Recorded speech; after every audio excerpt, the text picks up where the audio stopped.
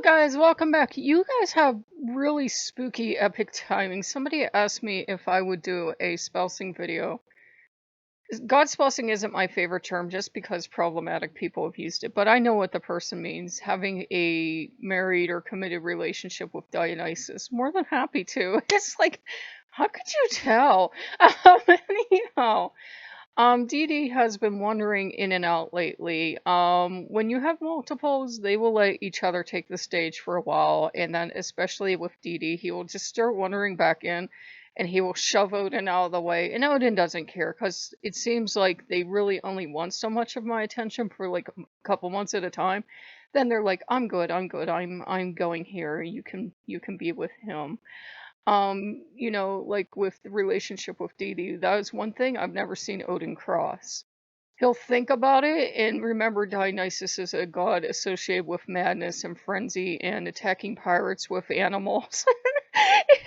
And Odin just kind of thinks of like, I think I've met my equal. And he goes over here and Dionysus looks at him like, "Guess what I thought you'd say." They don't come to fights or anything, but what's it like, being involved with him? Well, for one, we're pretty rare, at least the ones born biologically female. I am gender fluid. I don't know if that has anything to do with it, but we're kind of rare. I've seen a lot of men in cults for Dionysus, but they're cults to be with other men, so it's like a gay men cult, which, no judgment, cool, because Dionysus wouldn't mind. But I haven't seen any of them say, "Oh, and I also think I have an exclusive relationship, a committed relationship with Dionysus." Now, obviously, since I have multiples, it's not just a relationship with Dionysus, though the relationship just with Dionysus will be what we talk about. And he's back here adding all his fingers. Um, We've been looking at that cow, and I was like, why am I feeling this weird, connection to this cow, knowing it's really a bull? Because I even read the description. He is a gourmand and everything, and I'm like, he's connected to food. He's a bull. Oh no. And just I was still thinking of it as a cow, and Dionysus struts in, and he's like, well, I could tell you to get it, but what part of my lore would have anything to do with cows where you transform into a bull? He's like, damn, she remembered that. But he was really good about it, and it will be part of that, that bull cult thing that I don't know how much a big part of his lore that is, but it's definitely the bull and the seven-headed dragon and all the other stuff from the Bacchae. My favorite thing about him. That when he argues with frogs, I got hay back here.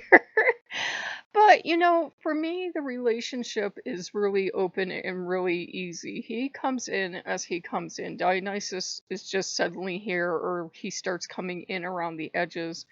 He's been coming around in disguise for a while because it might be because I have it in my head that he's not here during the winter, but some people experience him during the winter, so it's just my thing. Or it might be because I associate Odin with winter more, so he was like, fine, Odin can have the winter months, but now spring and summer are here and I'm coming back in, and he's a very strong presence when he's with you. He's very strong, and he's looking around, looking at all the changes to see if he likes it, and if he doesn't like it, it's coming down, and nobody's going to gainsay him. He does want you happy in the relationship, but if he thinks something's, tacky, or he thinks it's cool, he does love kitsch, but if he thinks it's tacky, he won't be afraid, to tell you in my estimation. With me, we're very free and easy in the relationship. He just cares that I eat well, that I feast. He was actually really happy I got rid of those ex-friends because he had seen and he had been here when the grapes came in. And they had given me grapes. And he had puffed up for about 20 seconds until I found out most of the grapes were covered with mold. And they gave me these grapes to eat, not to put in a compost bin, not to do anything else with them, to eat. And they had to have opened these grapes because like half the grapes are gone from the bag. So they had to know these were moldy. So they kept giving me food like that. And I was like, there's just something wrong with these people. Do not do that to the god of the vine, because he was absolutely enraged that they would do that to his sacred gift, to grapes, to do that, to present them like that. And I was, he will consider you his priest or priestess and just tap you and go, you. And, I was so embarrassed. And I don't know if I told you guys, but I was like cleaning these grapes and I went through them one at a time. And I got a decent amount of okay grapes out of it because I looked it up to see if it was safe, and it is. But he was absolutely enraged at them. He was happy with me and he was pleased I got grapes because these were big grapes. I mean, they were like that big, those grapes. They were huge. They were like 50-cent piece size. And he was happy I got them, but he was also very enraged. One second, we have something coming up here. I gotta turn some hot dogs. But he was really enraged at them. I said, "You may feel free to visit your wrath upon them, my lord, because they're nothing. They're not part of my life." So he's actually considering it. But as back to relationships, since I'm open and the house is International House of Awesome, he's really laid back and open. Even if you have some kind of relationship or kind of marriage deal going on with him, he's very open. He doesn't care if you go off and you spend time with someone else, whether that's another spouse or whether that's just another god, or, as long as you tell him in advance, for example, that you have to cancel plans. Like, let's say I made a plan with him tonight to do something, to watch, like, Dionysus, to watch a Blackie or something on YouTube. And another god came up and said, "Oh, hey, there's like this concert in the park." Well, one, Dionysus would love concerts, anyhow, but two, as long as I would tell him, "Hey, I have to cancel our plans because this concert came up and it's live and it's only one time, but we can watch YouTube anytime," he'd be fine. The only thing is, don't, just not show up. Don't just not show up.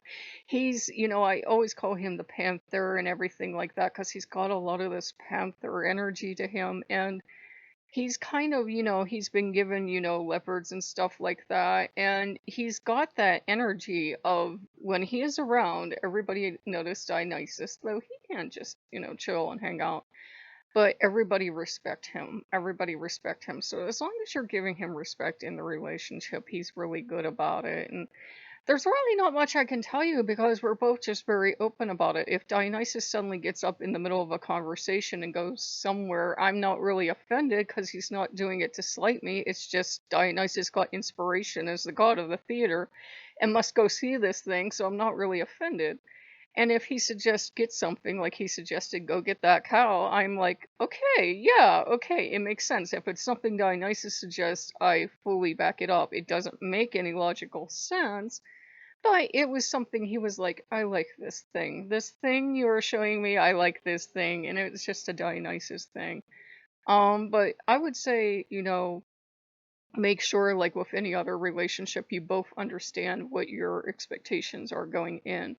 If you want to be polyamorous, if you want to have, mortal or divine or whatever other kind of partners, lovers, whatever, you have to be serious. He would be the last god to judge you on that. But he would not be happy if you said, "I will be your one and only," and then you went running off. Consider the story of Apollo's reaction to something like that. He told the mortal, "Well, you're hooked up with me now. You have to wait for me and never hook up with anyone else." And they were like, "Sure." And they didn't listen, of course, and that didn't end well for anyone. So, they do, if they start bringing up, "I want you to be exclusive," if you know you can't do that, if you know you want to or you need to go off and be with other multiple lovers or spouses or something, tell them, have that understanding at the front part. And he's really good. He's not really big on formal worship with me most of the time. And that is a component of having him for, for spouse, consort, whatever term floats your boat.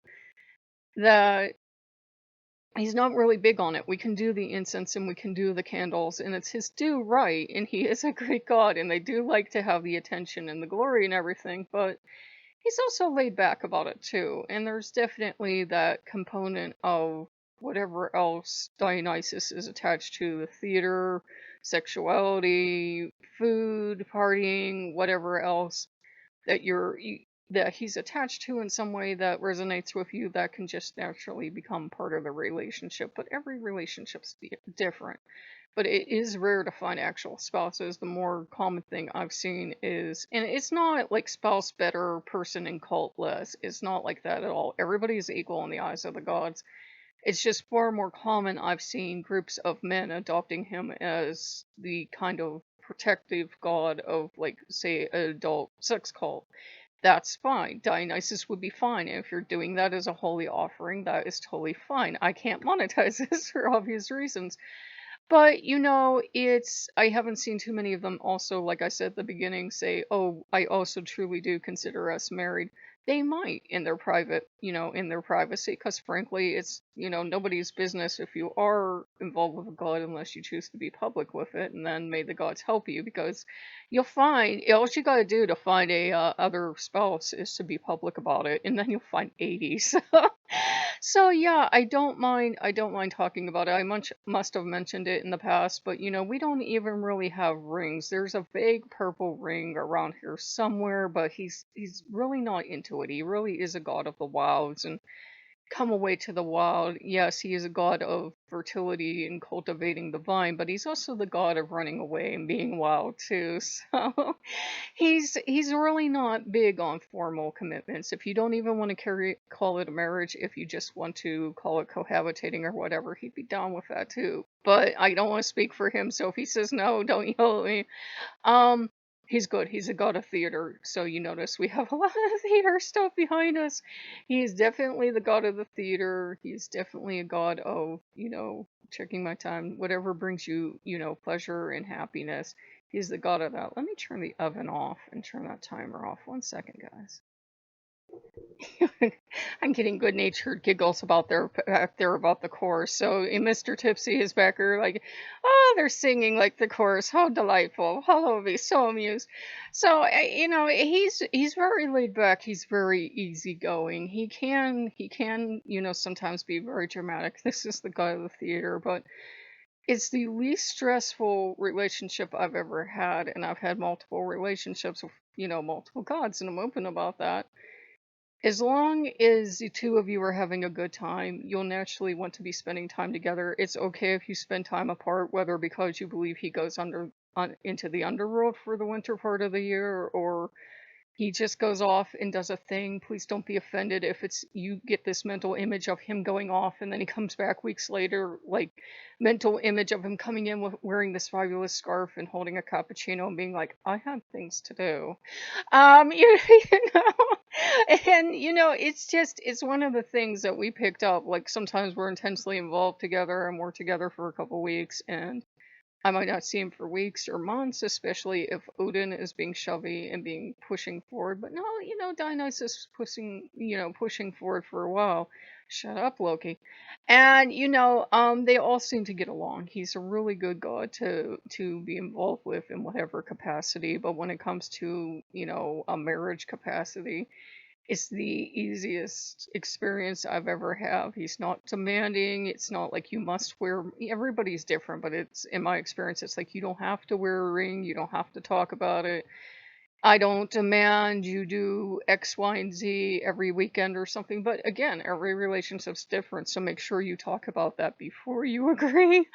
Make sure you talk about that. And if it generally changes after time, maybe you start off because it's so new, it's so romantic, and every moment is with Dionysus, and it gradually cools down over time, and you get involved with all these projects and you don't see each other for a while.